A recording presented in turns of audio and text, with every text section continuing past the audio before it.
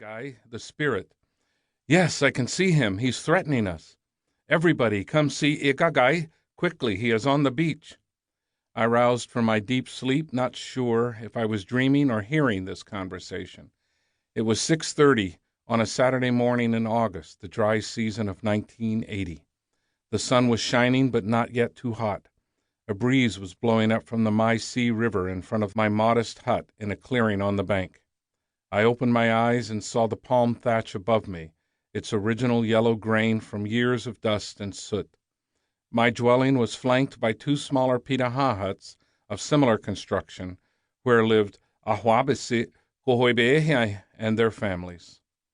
Mornings among the Pirahs, so many mornings, I picked up the faint smell of smoke drifting from their cook fires and the warmth of the Brazilian sun on my face, its rays softened by my mosquito net. Children were usually laughing, chasing one another, or noisily crying to nurse, the sounds reverberating through the village. Dogs were barking.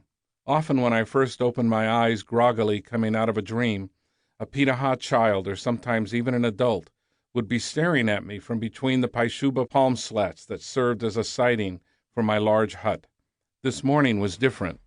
I was now completely conscious, awakened by the noise and shouts of Pirahs. I sat up and looked around.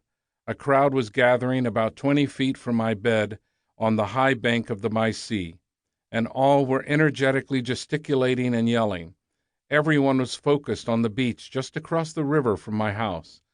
I got out of bed to get a better look, and because there was no way to sleep through the noise. I picked my gym shorts off the floor and checked to make sure that there were no tarantulas, scorpions, centipedes, or other undesirables in them. Putting them on, I slipped into my flip-flops and headed out the door. The Pirahs were loosely bunched on the riverbank just to the right of my house. Their excitement was growing. I could see mothers running down the path, their infants trying to hold breasts in their mouths. The women wore the same sleeveless, collarless, mid-length dresses they worked and slept in, stained a dark brown from dirt and smoke.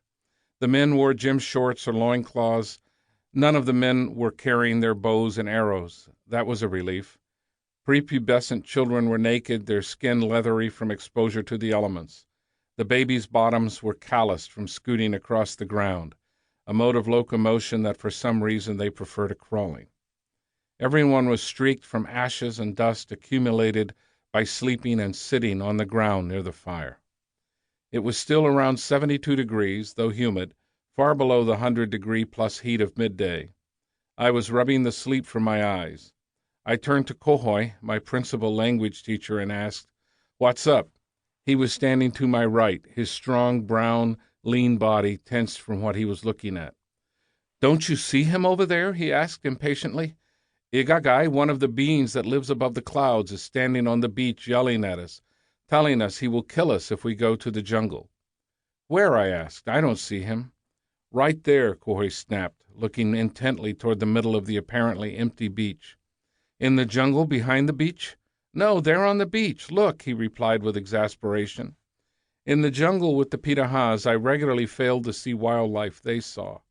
My inexperienced eyes just weren't able to see as theirs did. But this was different. Even I could tell that there was nothing on that white sandy beach no more than 100 yards away. And yet, as certain as I was about this, the Pirahs were equally certain that there was something there. Maybe there had been something there that I just missed seeing, but they insisted that what they were seeing, Igagai, was still there. Everyone continued to look toward the beach. I heard Christine, my 6-year-old daughter, at my side. "What are they looking at, Daddy?" "I don't know. I can't see anything." Chris stood on her toes and peered across the river, then at me, then at the Pirahs. She was as puzzled as I was. Christine and I left the Pirahs and walked back to our house. What had I just witnessed? Over the more than 2 decades since that summer morning, I have tried to come to grips with the significance of how two cultures, my European-based culture and the Pirahs' culture, could see reality so differently. I could never have proved to the Pirahs that the beach was empty, nor could they have convinced me that there was anything, much less a spirit, on it. As a scientist, objectivity is one of my most deeply held values.